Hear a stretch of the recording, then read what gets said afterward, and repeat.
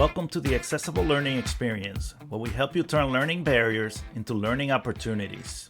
On this episode, we're joined by three of the authors of Inclusive Learning 365, Edtech Strategies for Every Day of the Year. They are Mike Murata, Beth Paz, and Chris Bouguet. We had also hoped to have Karen Janowski on the podcast, but we experienced some connectivity issues. You can find out more about each of the authors of this book at inclusive365.com.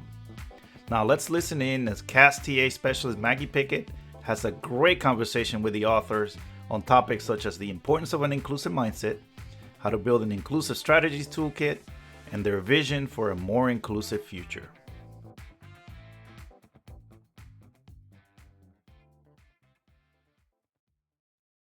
I am thrilled to be sitting here today with the authors of Inclusive Learning 365, Edtech Strategies for Every Day of the Year. So the work that we do is emotional work, and we want to know why you do the work that you do. What makes you wake up in the morning? What makes you put your shoes on and walk out the door?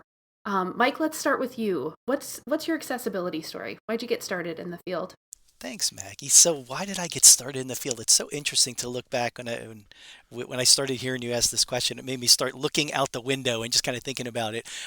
Many moons ago, far too many that I would like to admit, but it's 30 plus years ago. I actually got into this field, but by training, I'm an engineer. And when I started in this field, I had for many years prior to that, I had been in and out of a local center for people with physical disabilities, mostly because my mom worked there. And so as a child, I had been there a lot. And I liked that idea of troubleshooting and helping solve problems. And moving forward as an engineer, that became the kind of the cornerstone of my AT journey, if you will, my assistive tech journey, is looking for solutions to problems. And it's so interesting to think about where you start and then where you end up. And I've had who knows how many titles throughout the year. They've been rehab engineer, rehab technologist, assistive technology specialist. I've moved through kind of all of those as I've gone through, and I've kind of settled on this title that I've given myself because at one point I was doing a lot of consulting privately, and when you buy your own business card, you get to call yourself whatever you want. And I became an inclusive technology evangelist, and I really like the idea of that. Just kind of the one who's kind of shouting from the rooftop about how you can do this. It's possible to do this. It's not scary and hard. Just start. And I think that flows really nicely with the concept of our book as we put that together. This idea of little bits of learning to make yourself better every day. And so it's been a long, strange journey, but it's been pretty great as I've gotten to this point. Beth? I'm sitting here thinking about this, and I feel like my why has changed. I've been in this field, in the field of education, working with individuals with disabilities for over 35 years. And I was trying to pinpoint like the point where inclusion became the tipping point for me, right? That piece that was like, this is where it all is. And it actually was a parent who I was fortunate enough to work with for many, many years, work with her child and work with her.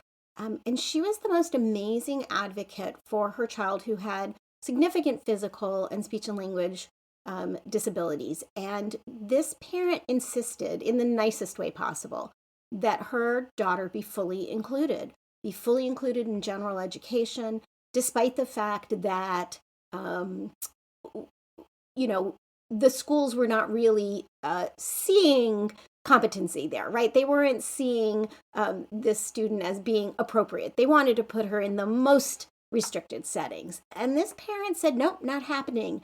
And I feel like I got to go on her journey with her and see it work and see it never made her daughter less physically or speech and language impacted, but it made her daughter an important part of the learning community and an important part of the community that's evolved. And I think that's where like my passion for inclusion came from, is because a parent pushed me to change my thinking and brought me on her journey with her. The push for inclusion came with the recognition that technology and assistive technology could facilitate the inclusion of this child in typical classrooms. And without it, we couldn't do as much, right? It never made anything perfect. It wasn't perfect, but it gave her the means to participate, to be engaged, to develop friendships. And so that was a really powerful means of driving my quest, so to speak, of being an inclusive education advocate. Thanks, Beth. Chris? So I think, I guess I would start by saying that my background is a speech language pathologist. So is Beth, right? And my early interest in accessibility and inclusion came from the aspect of language and learning language and how did we learn language. About 3 years into my career, I was asked to be one of the founding members of the assistive technology team in our district, and that really broadened the horizons. I was something to someone who's experiencing this podcast right now.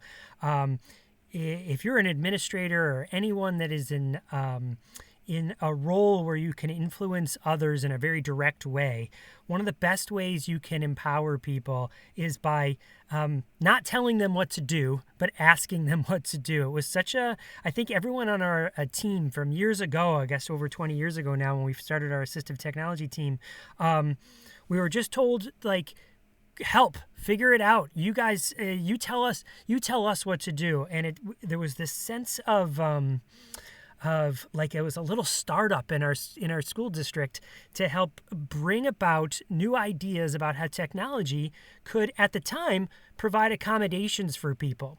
Then I start to wonder if the name of this podcast shouldn't be, or maybe this segment, the evolution of accessibility, because that's how I thought of technology at first, was like someone is having trouble do something, give them technology to help them do that thing, right?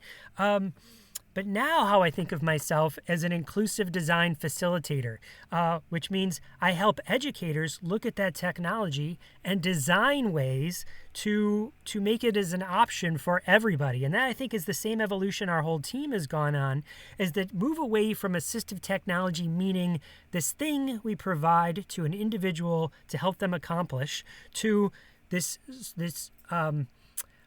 to inclusive design. How do we design so that everybody has options to use this thing, right? And I certainly have seen, I think we would all agree maybe, that many companies that provide technology have sort of seen that move too, right? Where they start to provide more options within their suite of tools built around people with disabilities, but then that we all tend to use, right? I mean, the latest thing like that comes to mind is like dark mode, you know? Every tool now has dark mode. Well, that's just high contrast that people who have visual impairments have been using for a long time, but maybe that's now just the default setting for a lot of things. And if you don't have that, maybe that's just an example of something that you would add to your technology. So that's how I think of it now. That's how I got started to where I am now. One of the reasons we are such advocates for inclusion is because there isn't this real divide of general ed and special ed. That's a human-made construct. So there might be kids that would qualify for special education, and therefore they have the right to have accommodations, right? But there might be a whole other set of kids that, for whatever reason, did not cross the magical line of being eligible for special education, who also needs those same technologies. And that's why we shift, sort of like the learner that Beth is talking about. That's how we can shift to be thinking, well, if we provide options to everybody, we catch anybody, whether you're in special ed or general ed or just ed. Wow, those are all such powerful stories. And I'm sure all of those stories have fed into this time and space where you are today, authors of this book. So when you all sat down to write this book, what was your goal? really, we sat down, we're thinking about this, in all of our work together, we're forever working to encourage people to look to inclusivity, to look to accessibility, and finding ways to, in a sense, demystify that. Sometimes I feel like educators struggle at times to kind of almost wrap their brains around what this means. To be more accessible in your instruction, to be more inclusive in your instruction, and it feels almost unattainable at times. And so when we thought about the book, we thought about this idea of, well, how can we make this feel simpler? How can we make this bite size? How can we make this something that is not asking you to learn a bunch at once, but instead spreads the learning across a longer period of time? And in fact, that's the whole idea behind Inclusive Learning 365. It's a little bit of learning every day of the year in order to be better and more inclusive with the instruction that you provide. I love that. That's so powerful. Thinking about those little nuggets, if you will, and demystifying this, what can be a huge, massive concept for folks to kind of take on. But at the beginning of the book, Beth, there's a section that says in capital letters, "Read this first!" Exclamation point. Do not skip this part. Based on this messaging, I mean, the concepts laid out here in this part are in this part of the book are really important. There are a variety of concepts, but the ones presented on creating inclusive mindset and culture in a school, why are these things so important? So, we are really passionate about the idea of an inclusive mindset, that without that, everything else can just sort of fall to the wayside, right? If you don't really believe in the power of inclusion, and one of the things we often ask when we do trainings is, what is inclusion and what is it not? And we get all sorts of different answers. A lot of times our response is that inclusion is the fight against exclusion, right? And understanding that if we're not thinking that way, talking the talk, walking the walk, we're not going to move the needle. What we often find, however, is with a lot of the people that we talk about, and probably the people that are picking up the book, is that they are already well on their way to having a very inclusive mindset. And the book for them is going to be about strategies, how to further it. But what we almost always see is that when we ask people to rate their mindset and then their school or their district's mindset, there's a disparity. Their mindset is inclusive and they rate their district's mindset or their school's mindset as less inclusive.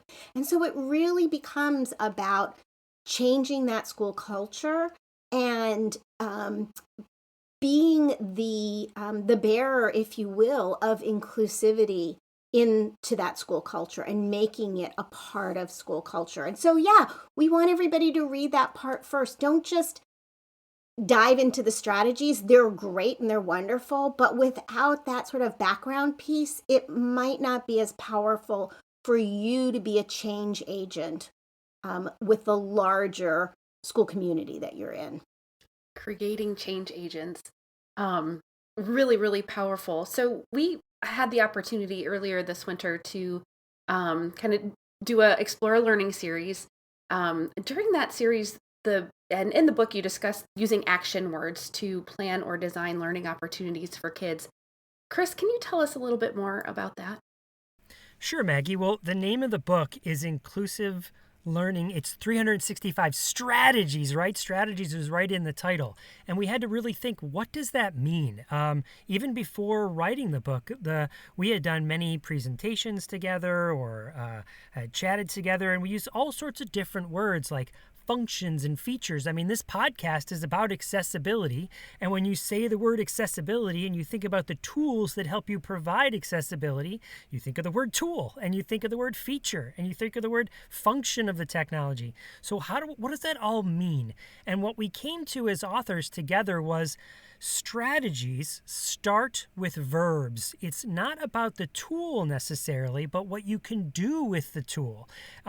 So when we think about the strategy, we think it starts with an action word. It's something you do. So you're enlarging text, right? That's an action word. You are listening to text. You are decreasing the number of hits it takes to get to content. Whatever the action is, that's really at the heart of what we want educators to do. The change that they can make is change the actions around what they're planning for the learners that they are developing their experiences for.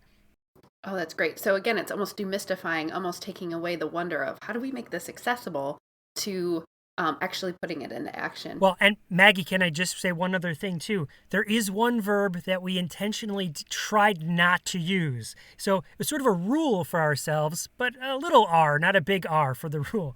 And that is we tried not to use the word using QR codes to blah, blah, blah, blah, blah, right? That is just a sort of a... it wasn't getting to the real action. That's just using a tool, right? It's like, what can the tool really do for you to help provide more options for the learners that we're designing for? Really getting some clarity in those action words. Awesome. So we've got the book, right? But building new skills as an educator, it's something that takes intentionality and time, which is in high demand, right? How can we, as coaches, as trainers, as leaders, help educators and support them to build their inclusive strategy toolkit, if you will? Maggie, I love this question. I love everything about this question because I think, isn't that always um, a, a quick answer that people give us? Well, I don't have time to do that. I don't have time to do that. I have so much I need to do in so little time. And that's true. I mean, I'm sure we could all spend the rest of our time right now talking about all the things we have to do today. But that I really love that word intentionality and thinking about um, how someone approaches this. What I always feel like is so powerful about our idea of leading with strategy is that there could be opportunities as people leaf through the book to find things they're already doing but never quite tagged it as an inclusive strategy. And I think that's a really great moment for people too, to recognize, hey, I am doing some things. Everybody needs a little positive reinforcement sometimes, like, oh, I'm doing these things already. This is great. But how can I go a little further with that? One of the other things that I feel was really helpful in the book as we were throwing it together was thinking about the indexes that we put in the back of the book. And one of the indexes, even though the book is strategy first, tool second, there is this approach to it when if you go to the back of the book, there is an index that lists tools and what pages they show up on for different strategies. And I feel like that's a really powerful on-ramp for some people too, because they may have just enough time in their day to use Google Docs better than they are now. How could I use Google Docs to be more inclusive? I don't have time to learn a brand new thing, but I have time to use something I already know more inclusively or to be accessible with the instruction I put together using a tool I'm already familiar with. And I think that is a really great way to build someone's toolkit. And really we might, and in some cases even be building what we might be doing is kind of just fleshing it out a little bit more. These are tools I already have. Now I have these creative, inclusive ways to use them to meet more of the needs of the learners in my environment. I was just going to add one more thing to what Mike said. Like, that was so powerful about the way that you can build your toolkit with just like one more thing that you're going to add on. But also the idea that because of the way the book is organized and being cognizant of the lack of time that educators have these days is that it's that ability to just find one piece in there. And if you would, low-hanging fruit, right? Like, you don't have to reach all the way up to the top highest branch. You can find something really practical that you can do with what you have tomorrow. And that's how we can empower educators to build that toolkit without feeling this sense of overwhelming, like, I agree with all of this, but I just can't do it. This is so powerful. It's giving people actionable, real world, like, I can do this right now, opportunities to really kind of build those skills. It's not this pie in the sky stuff that sometimes our educators get confronted with. It's really actionable, which is what we need. But let's do pie in the sky for just a minute. So if we were to think 10 years down the road, and each one of you could paint your pie in the sky picture of what education looks like when you walk into any classroom, what would you see in these classrooms if it were your pie in the sky kind of moment? What do you want to see happening in classrooms for kids? And let's do a round robin. Who wants to start us off? When I think about this question, Maggie, my first comment is this is slightly off center and maybe a little bit of a wise guy, but why does that learning in 10 years have to be defined by the classroom it's in? And so maybe that would be my pie in the sky, is that we're learning all the time. I think one of the interesting aspects of learning during the pandemic was seeing how the shift in the learning environment was a good positive move for some learners, and then it was a struggle for others. And so we saw these interesting things. I know that there's a young man that I work in his district around here. I used to work in the district. I don't work there this year, but I did before. And I remember his mom saying to me, I wish he could be at home learning all the time for school, because he's moving around throughout the day. He's walking around their house with a Chromebook in front of him, actively participating in every class, but doing it in a manner that works for him. That learning had been modified to work for him. And so I guess my big word that I would say would be flexibility, just an increase, and always looking for the next way we could be more flexible and thinking about what does our learning environment look like for learners. I want, instead of like what I'm going to see, it's what if I was like listening, right? If I was listening to the way that adults in a school building were talking, I want to hear them, instead of using words like those kids or your kids, I want to hear my kids and our kids, so that when there are students with an IEP, it doesn't belong to somebody else. It belongs to that general education classroom teacher, right? That inclusiveness, the language that we use is so, so important. So I want to hear that language change. All right, Maggie. Well, I guess I'll wrap it up for us with tying the pie in the sky to a practical strategy. So if you really want to know what the authors think the vision might be like for, I hope it's not 10 years away. I hope it's 5 years away or less.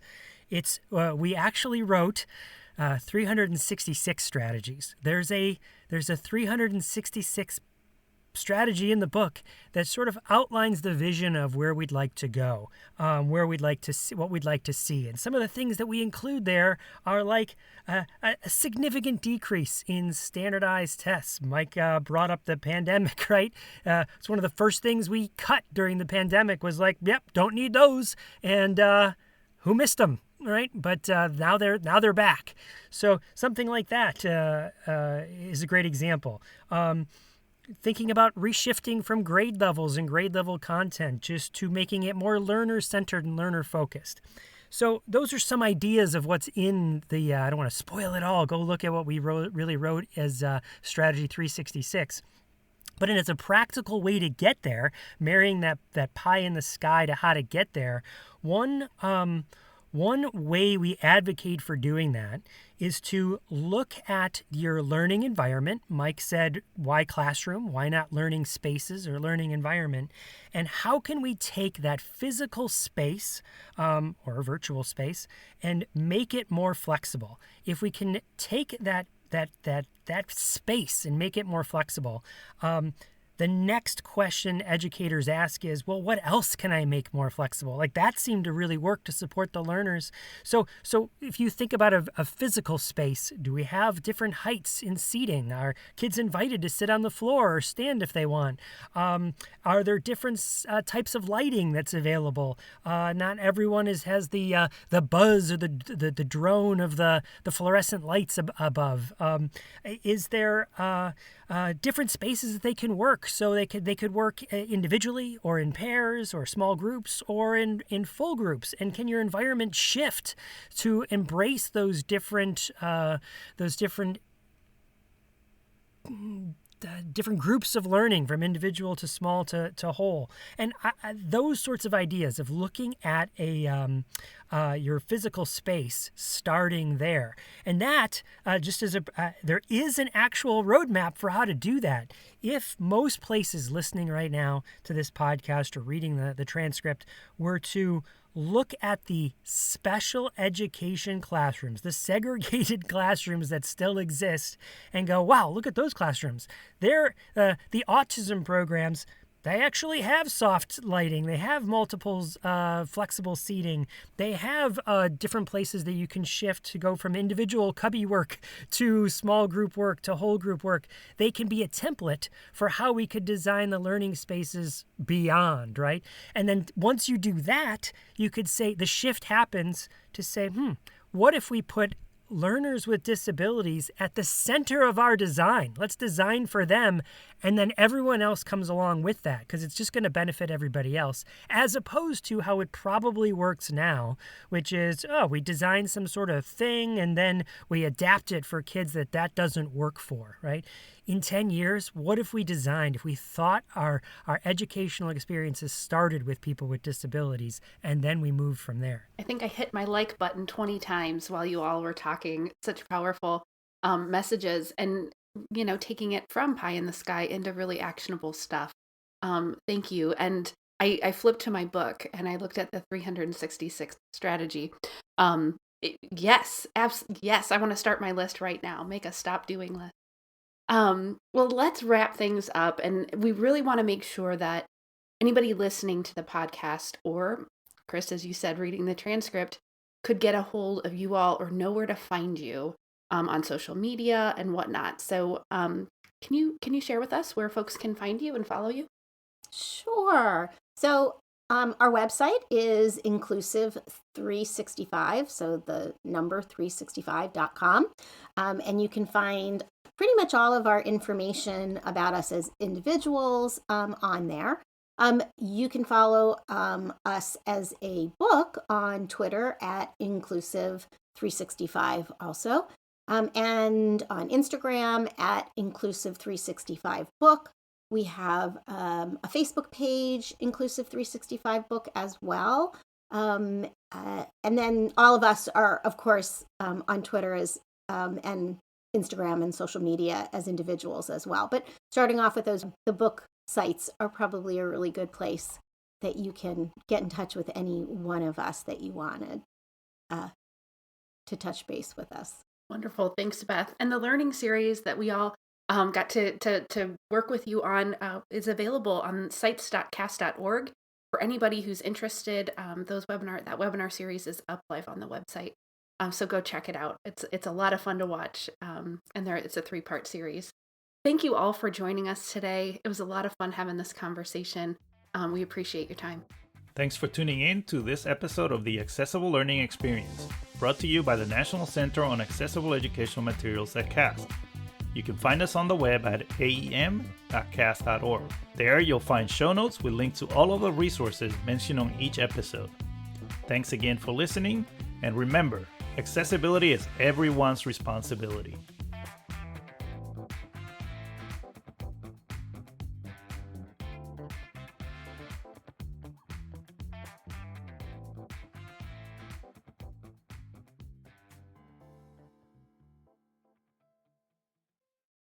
The contents of this podcast were developed under a cooperative agreement with the U.S. Department of Education. However, those contents do not necessarily represent the policy of the U.S. Department of Education, and you should not assume endorsement by the federal government.